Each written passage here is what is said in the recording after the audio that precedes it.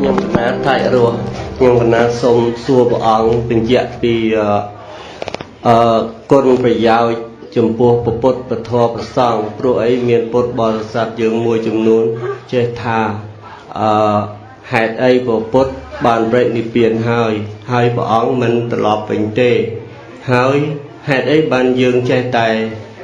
group bồi chia phai ní phai nụ đo từ ông mà hai nhưng còn ná trong xong ở bỏ ông chui về nhớ cầm lư đó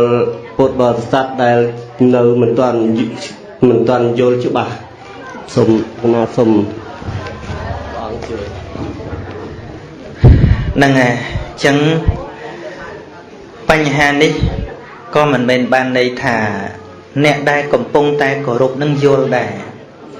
នៅក្នុងគុណបរតនត្រ័យគឺមានចំណុច3ទី1គឺអញ្ញណាំងអញ្ញណាំងមានន័យថាមិនដឹងថាមានគុណស្អីផងព្រោះមិនដែលព្យួរស្រែយើងមកកលងផងទី2មិច្ឆាញាណំងដឹងដែរតែដឹងខុសដឹងគុណព្រះអង្គថ្វាយបង្គំព្រះអង្គដែរទៅយល់ថាពេលថ្វាយបង្គំព្រះអង្គឲ្យសេរីសួស្តីនេះដឹងតែដឹងខុសមួយទៀតសង្សយ៉ា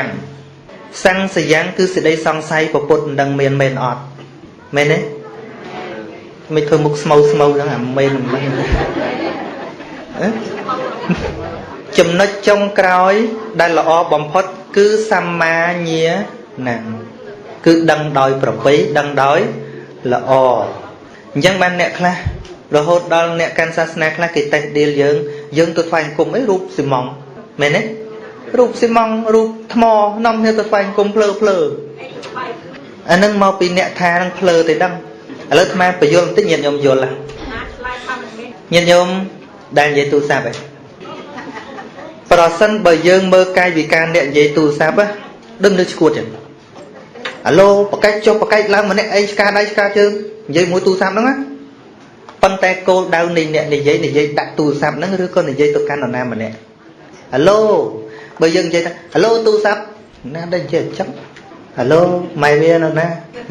មានន័យថានឹងគ្រាន់តែជាបដាប់ចម្លងនាំសម្លេងទៅប្រាប់មនុស្សដែលយើងនិយាយរត់តែប៉ុណ្ណោះបើសិនបើយើងនិយាយដាក់ទូរស័ព្ទហ្នឹងឈួតមែនហើយតែយើងនិយាយទូរស័ព្ទមិនមែននិយាយជាមួយទូរស័ព្ទទេគឺនិយាយជាមួយនរណាដែលយើងចង់និយាយជាមួយយើងថ្វាយបង្គំព្រះអង្គយើងសូត្រថាម៉េចអ៊ីតិបិសោភគវេអរហង្គព្រះដ៏មានប្រភេទអង្គនោះទ្រង់ប្រនាមថាអរហង្គព្រោះព្រះអង្គឆ្ងាយចាកសឹកសត្រូវគឺកិលេសគ្មានអ្នកណាដែលសូត្រថាអ៊ីតិបិសោភគវេអរហង្គខ្ញុំព្រះអង្គសូមថ្វាយបង្គំព្រះអង្គស៊ីម៉ងមិនមែនយើងមិនដឹងថានឹងស៊ីម៉ងអីណាមិនយើងមិនដឹងថាថ្មអីណាទៅយើងប្រើពាក្យថាមានព្រះពុទ្ធរូបស្នងអង្គពាក្យថាស្នងមានន័យថា represent តំណាងនៅក្នុងសាសនាណាក៏មានវត្ថុតំណាងដែរបើមិនជារូបជាមនុស្សក៏មានស្អីមួយតំណាងដែរមែនឬមែនប្រើថាជាវត្ថុតំណាងគ្មានពីណាដែលថ្វាយអង្គមខ្ញុំព្រះអង្គសូមថ្វាយអង្គមព្រះអង្គសិម៉ងណាទៅថ្វាយអង្គមធ្វើចឹងជាវត្ថុតំណាងឧទាហរណ៍យើងទុករូបថតឪពុកម្ដាយជាទីរលឹកចឹងគេថាឈួតទេទៅមើលកណ្ដាស់គេមិនឈួតទេគេមើលមុខនឹងគេស្គាល់ម៉ែឪគេចិត្តគេវានឹករលឹកដល់ឪពុកម្ដាយគេមិនចឹងមែនអញ្ចឹងឲ្យតែម៉ែឪស្លាប់ទៅដុតរូបថតចោលអស់ទៅមែនទេតាមពិតរូបថតគឺជាអ្វីគឺជាទឹកខ្មៅទឹកកលកដាស់ប៉ុន្តែកាលណាគេគុំទៅវាចេញជារូបទៅគេទុកជាទីរលឹកឪពុកម្ដាយរបស់គេអញ្ចឹងថាគេភ្លើដែរមែនទេគេមានន័យរបស់គេមែនទេបើនិយាយពីស្នេហាវិញកូនកសែងដែលនាងឲ្យមកលើកកូនកសែងមកមើលនោះវានឹកម្ចាស់គេណាមែនទេដូចសិនស៊ីសមុទ្រគាត់ច្រៀងហ៎កន្សែងស្រីប៉ាក់ឆ្លាក់មកឲ្យបងមិនហ៊ានទាំងជូតមុខផងកន្សែងនូនល្អងខ្លាចបាត់ក្លិនស្រីហ៎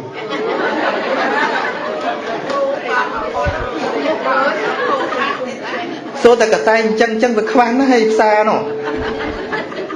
តែវាមិនសំខាន់ដូចនាងឲ្យទេ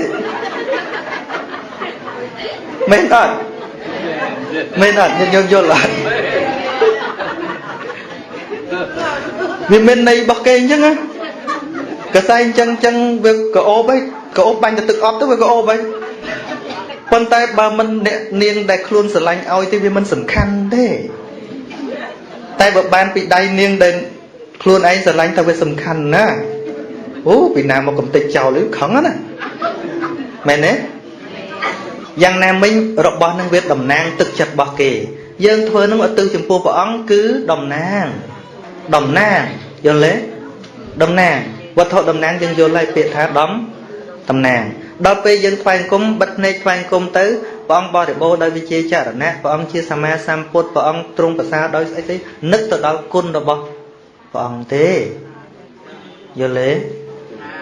អញ្ចឹងបើយើងហែកអាទ្រង់ទ្រាយខាងក្រៅចេញមកឃើញទៅយើងមិនមែនល្ងងទេមកគេមិនតន់យល់ពីយើងគេថាសំហើយហ្នឹងហើយដូចយើងឃើញបរិសម្នាក់មើលកូនកសែងសบายចិត្តមើលកូនកសែងគេឲ្យចឹងយើងមើលទៅដូចឈួតគេឈួតទេគេនឹកម្ចាស់កសែងណាយល់អត់ Don't judge the book by its cover កុំវិនិច្ឆ័យសៀវភៅដោយគ្រាន់តែឃើញក្របមែនទេអញ្ចឹងសៀវភៅល្អឬមិនល្អមិនមែននៅលើក្របរបស់វាទេតើតែអានសិនយើងសិក្សាពីខាងក្នុងហ្នឹងសិននឹងទៅដឹងថាតើវាមានន័យល្អឬអត់សៀវភៅខ្លះក្របតួទេណាប៉ុន្តែអូអានទៅល្អមែនទេយ៉ាងណាព្រះពុទ្ធសាសនាដូចគ្នាការចូលមកកាន់ពុទ្ធសាសនាមិនមែនគ្រាន់តែចេះបញ្ជីទេមិនមែនគ្រាន់តែយើងថ្វាយបង្គំប៉ុណ្្នឹងទេត្រូវយល់អត្ថន័យនៃការថ្វាយបង្គំនឹងទៀតក៏មានគេសួរអាត្មាដែរជនជាតិកាណាដាមួយគាត់សួរអាត្មាថាក្រែងព្រះសម្មាសម្ពុទ្ធសម្ដែងថាអត្តាហិអត្តនោនាថោថាខ្លួនទីពឹងរបស់ខ្លួនហើយថាមិនបួងសួងសុំស្អីពីនរណាទេហេតុអីបានជាពុទ្ធបរិស័ទនៅតែថ្វាយបង្គំព្រះសម្មាសម្ពុទ្ធបានមកឆ្លើយថាអ្នកកុំជឿភ្នែករបស់អ្នកត្រូវយកចិត្តរបស់អ្នកត្រូវយកបញ្ញារបស់អ្នកទៅស្រាវជ្រាវថាតើហេតុអ្វីបានជាគេថ្វាយបង្គំព្រោះភ្នែកមានពីរគឺមង្សចក្ខុភ្នែកសាច់ឃើញត្រឹមតែរូបទេតែបញ្ញាចក្ខុនឹងមើលធ្លុះដល់បញ្ហាមែនទេហ្នឹងហើយស្គាល់មនុស្សម្នាក់មិនអាចយកភ្នែកទៅមើលស្គាល់ទេគឺត្រូវយកចិត្តទៅស្គាល់ទៀតអីអង់គ្លេសគេថា love me love my dog មិនស្រឡាញ់មនុស្សម្នាក់មិនមែនស្រឡាញ់ត្រឹមរូបរាងកាយរបស់គេទេត្រូវស្រឡាញ់ទៅដល់ទឹកចិត្តរបស់គេចំណងចំណូលចិត្តរបស់គេមិនអញ្ចឹងឧទាហរណ៍ចុះអាត្មាឧទាហរណ៍ញាតិញោមធ្លាប់ឮឈ្មោះសម្ដេចព្រះសង្ឃរាជជួនណាតទេឮយើងដឹងថាលោកជាអ្នកប្រាជ្ញរវាងអ្នកដឹងនឹងខុសគ្នាទៀតអ្នកខ្លះអត់ចេះអក្សរតែឮឈ្មោះសម្ដេចព្រះសង្ឃរាជជួនណាតសួរតែស្គាល់លោកច្បាស់ទេមិនច្បាស់ទេ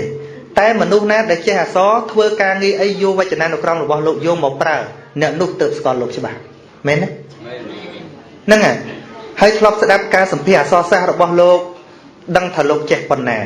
នឹងទើបស្គាល់លោកច្បាស់តែបើគ្រាន់តែឮឈ្មោះឃើញរូបថតឬក៏បានទៅអោបលោកទៅទៀត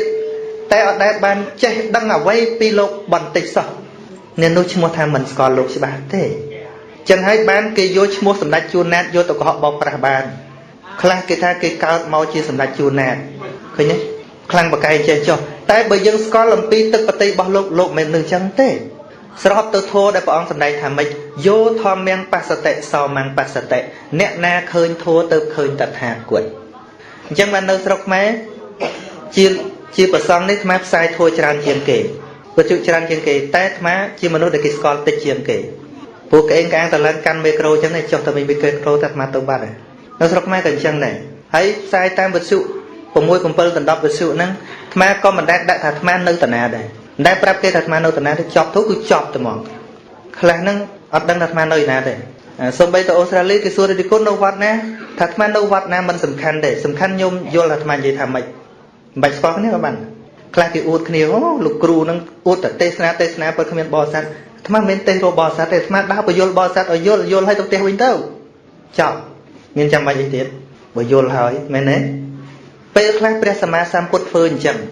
ជួនកាលព្រះអង្គនិមិត្តដូចគេចឹងដូចថាក្រុមស្ដេចរាជវី500កំពុងជជែកគ្នាចឹងព្រះអង្គនិមិត្តខ្លួនឯងដូចស្ដេចរាជវីដើរចូលទៅនិយាយប្រាប់គេហើយក៏ព្រះអង្គដើរចេញទៅគេមិនស្គាល់ថាពុទ្ធជាអ្វីផងវាអត់សំខាន់ថានរណាស្គាល់មុខព្រះអង្គមិនគឺសំខាន់ថាតើគេយល់ចិត្តព្រះអង្គអត់ឃើញទេដូចពេលដែលព្រះអង្គចិត្តបរិនិព្វានណាព្រះអង្គខំងើបមកយ៉ាងត្រដាប់ត្រដួសប្រាប់អនន្តថាមនាលអនន្តការបូជាតថាគតនេះក្រៃលែងណាស់ដោយផ្កាជារបស់មនុស្សផង ដោយផ្កាជារបស់ទឹកផងជាតន្ត្រីទឹកផងផ្កាមុតទារវៈសូម្បីតែរុក្ខជាតិទាំងឡាយក៏ចេញផ្កាមកខុសរដូវដើម្បីបូជាតថាគតមិនទេឡើយបរិស័ទមិនទាន់បានឈ្មោះថាជាអ្នកបូជាតថាគតដោយហេតុមានប្រមាណប៉ុណ្ណេះឡើយមិនទេឡើយបរិស័ទទាំង4គួរក៏បីបានសិក្សាថាយើងនឹងសិក្សានៅឱវាទរបស់ព្រះអង្គដោយយកចិត្តទុកដាក់ហើយនឹងប្រតិបត្តិនៅអ្វីដែលបានចេះដឹងនោះនេះឯងទៅឈ្មោះថាជាការបូជាតថាគតអញ្ចឹងបើមិនបានទទួលអ្វីពីព្រះអង្គទេការថ្វាយបង្គំព្រះអង្គពិតជាមានន័យតិចណាស់ឥឡូវអាឧទាហរណ៍ជាកូនចុះកូនដែលដឹងគុណឪពុកម្ដាយពិតប្រាកដណាទៅគោរពលើកបាយជូនឪពុកម្ដាយគឺមិនមែនដើម្បីទាមទារអ្វីទៀតទេគឺសំដែងនៅការដឹងគុណ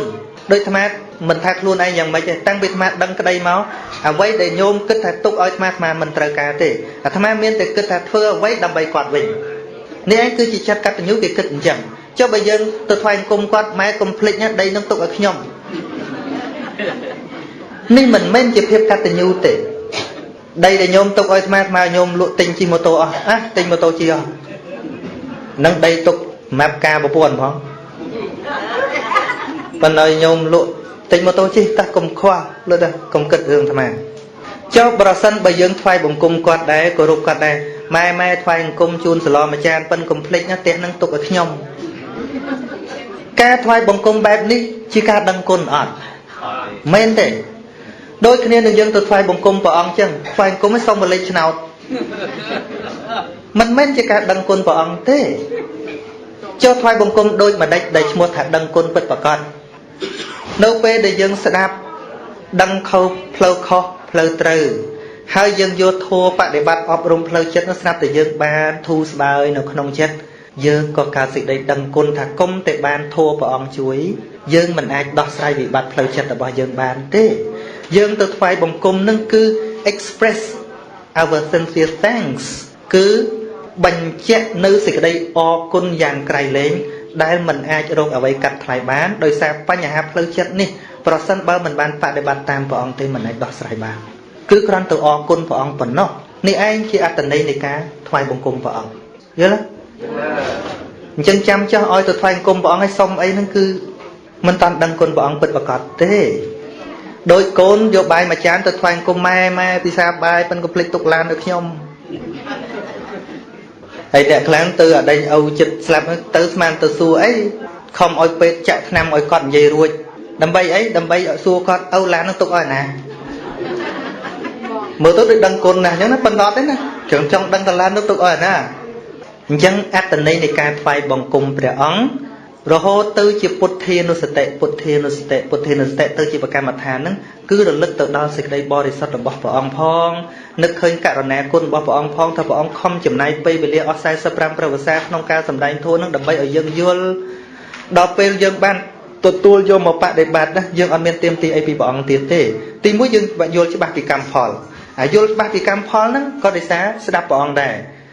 ធម៌ដតីទៀតការរងាប់រាគៈទោសៈនៅក្នុងចិត្តយើងនេះឲ្យយើងបានសេចក្តីសុខតិចក្នុងផ្លូវចិត្តហ្នឹងយើងថ្វាយបង្គំគឺត្រឹមតែអរគុណប៉ុណ្ណោះយល់ចាំបើទៅទាមទារអីទៀតមានន័យថាព្រះអង្គឲ្យយើងមិនតាន់គ្រប់ពួកព្រះអង្គឲ្យអស់ហើយអ្វីដែលជាបេះដូងព្រះអង្គចង់ឲ្យយើងនឹងឲ្យអស់ហើយលីងហើយតាប៉ុន្តែមកពីយើងអត់ព្រមយកមកគោរពប្រតិបាទដោយឪពុកម្ដាយចឹងគាត់ខំអស់ហើយមកជីវិតរបស់គាត់ហ្នឹងទ្រព្យសម្បត្តិចែកឲ្យកូនអស់គាត់ស្លាប់ទៅអញ្ចឹងបានអាត្មាឪពុកអាត្មាស្លាប់អាត្មាធ្វើកន្លែងដាក់យ៉ាងល្អប៉ុន្តែអាត្មាអត់ដែរទៅប្រាថ្នាសុំអីពីគាត់ទៀតទេមានតែនឹកឃើញថាត្រូវរក្សាអ្វីដែលជាដំបូន្មានរបស់គាត់ឲ្យល្អត្រូវថែរក្សាវង្សតកូលឲ្យល្អដែលជាបំណងរបស់គាត់លើគាត់នៅគាត់តែងតែនិយាយឲ្យកូនស្រឡាញ់គ្នាឲ្យកូនត្រូវគ្នាឲ្យកូនខំរៀនយើងធ្វើអាហ្នឹងដែលជាបំណងរបស់គាត់ឲ្យសម្រេចទៅនោះហើយគឺជាការបូជាគុណរបស់គាត់រីឯទុកភ្នោរបស់គាត់គ្រាន់តែជាទីរលឹកប៉ុណ្ណោះថ្មមិនដែលទៅសុំលេខឆ្នោតគាត់ទេបើសិនតែគាត់ឲ្យបាត់ហើយមិនបាច់សុំទេមែនទេតាំងពីរស់ម៉េះគាត់ឲ្យអស់អាលីងហ្នឹងមែនអញ្ចឹងបានពេលញោមថ្មស្លាប់តាមប្រពៃណីខ្លះយើងហាក់ដូចជាបង្អាប់បង្អន់ឪពុកម្ដាយយើងណាខ្លះមិនឲ្យកូនចៅសែងទេ ខ្លាចរស់ស៊ីដាក់ខ្លះត្រូវយកក្បាលជ្រូកក្បាលមួយសែនចឹងមកឲ្យធ្វើទាំងអស់ព្រោះស្មាបានបញ្យល់ញោមមកយល់អស់ហើយពេលដែលសែងចេញពីផ្ទះគេត្រូវរកអាចារ្យមកសូត្រកុំឲ្យខ្មោចមកចូលគោះជើងក្អែកថ្មអត់ឲ្យធ្វើទាំងអស់អាត្មាថែមទាំងនិយាយសច្ចវិជ្ជាទៀតទោះបីលោកឪពុកបដិសន្ធិនៅទីណាក៏ដោយឲ្យតែលោកឪពុកមិនមកគ្រប់ពេលអត់មានទៅដាក់សញ្ញាជើងក្អែកហាមគាត់ទេយើងគឺក៏អាក្រក់ម៉េចគ្រាន់តែអូស្លាប់ដាក់សញ្ញាជើងក្អែកមកចូលមែនទេហ្នឹងអត់មានអីទាំងអស់អត់មានបត់សេមាអត់អីទាំងអស់ហើយសួរតែបងប្អូនថ្មខ្លាចអត់បងស្រីពៅថ្មខ្នើយដែលគាត់កេងស្លាប់ហ្នឹងណាអត់តាន់យកទៅបោកទៀតយកទៅគេនៅក្នុងកតុកម្នាក់ឯងសុំឲ្យយល់សពឃើញពុកទៀតអត់មានខ្លាចអីទេសំខាន់គឺយើងពន្យល់យល់ទេយល់ទេនឹងដែលដឹងគុណពិតប្រកបមានន័យថាយើងឈប់ទៀមទាប្រសិនបើនៅតែទៀមទាមានន័យថាមិនតាន់ដឹងគុណទេដោយថ្វាយបង្គំព្រះអង្គចឹងប៉ុន្តែសម្រាប់អ្នកដែលដឹងគុណពិតណាដល់ញាតិញោមយកមកប្រតិបត្តិសិនប្រតិបត្តិក្នុងជីវិតឲ្យឃើញសុខតិចនៅក្នុងជីវិតហើយយើងដឹងគុណអូតូម៉ាទិកមកតែឲ្យតែនៅសុំច្រើនហ្នឹងណាមានន័យថាមិនតាន់គ្រប់ទេហើយអ្នកដែលកុហកព្រះសម្មាសម្ពុទ្ធញឹកជាងគេគឺយាយហ្នឹងឯងកុហកម៉េចណដ្ឋិមេសរណង្គអញ្ញងវត្ថុដតីជាទីពឹងទីរលឹកនៃខ្ញុំប្រកករណាមិនមានឡើយពុទ្ធោមេសរណង្គវរង្គមានតែព្រះពុទ្ធជាទីពឹងទីរលឹកដល់ភាសារបស់ខ្ញុំអេតេនសច្ចវច្ចេអ្នកហៅតមេជាយមង្គលៀងសូមសិរីសួស្តីជាយមង្គលចូលមានដល់ខ្ញុំដោយកិរិយាពលនៅពាក្យសច្ចៈពាក្យសច្ចៈសន្យាមុខព្រះអង្គថាអត់យកស្អីផ្សេងជាទីពឹងទេ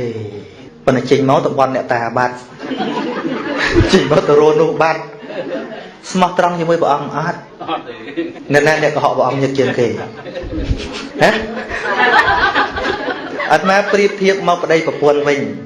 ឧទាហរណ៍ប្តីសន្យាជាមួយប្រពន្ធថាអូនកំព្រួយបងស្មោះតែអូនមួយប៉ុន្តែចេញទៅក្រៅបាត់តែពីមុខប្រពន្ធមួយទៀតអានឹងគេហៅស្មោះអត់ហើយចេញញាតិញោមស្មោះមួយព្រះអង្គអត់ហ្នឹងអញ្ចឹងបានព្រះអង្គត្រូវឲ្យយើងច្បាស់លាស់ដូចញោមស្រីអាត្មាមិននិយាយដើមមុខគេដូចចឹងដំបងឡើយអ្នកដែលរកគ្រូប៉កែស្រុកខ្មែរញោមស្រីអាត្មាស្គាល់ច្រើនជាងគេគឺទៅមើលខ្ទេចខ្ទីអស់ហើយប៉ុន្តែខ្មោចនៅតែចូលចឹងខ្មោចតាមមកចូលដល់កន្លែងអាត្មាទៀតតែចឹងបញ្ចប់អាត្មាប្រកាសសច្ចវិជ្ជាឲ្យញោមថ្វាយខ្លួនឲ្យញោមកាន់សិលឲ្យញោមស្ដាប់ធម៌តាំងពីនោះមកខ្មោចលែងចូលរហូតមកប្រាប់ញោមឈប់ឲ្យពឹងទៅលើពួកគាត់ដឹងខ្មោចព្រាយចូលញោមបានញឹកកាលមុនហើយធ្វើថ្វាយគេម្ដងបាយសីកន្លះផ្ទះដាក់ពេញផ្ទះក្មេងៗមិនហ៊ានឡើងផ្ទះផងកាលនៅស្រុកប៉ុន្តែទីបំផុតមកឲ្យកវត្តចោលទាំងអស់ដាក់បេះដូងថ្វាយចំពោះប្រតនត្រ័យយកធម៌មកដាក់ក្នុងចិត្តតាំងពីនោះមកគ្មានដែលសែនព្រេនអីទេខ្មោចក៏មិនដែលចូលទៀតដែរព្រះសម្មាសម្ពុទ្ធក៏អះអាងធានាដែរមនាលភិក្ខុទាំងឡាយឲ្យតែអ្នកទាំងឡាយច្បាស់លាស់ថាមានព្រះពុទ្ធជាទីរលឹកមានព្រះធម៌ជាទីរលឹកព្រះសង្ឃជាទីរលឹកមានមិនអាចជ្រេកចិត្តអ្នកបានឡើយឲ្យតែច្បាស់ប៉ុន្តែតែយើងវាអត់ច្បាស់មិនចេះឆ្លងអេតណាមែនអត់មែនអត់ហើយច្បាស់មួយទៅមានឆ្លងអីវាមានព្រំដែនមកវាទៅអាហ្នឹងយល់ទេ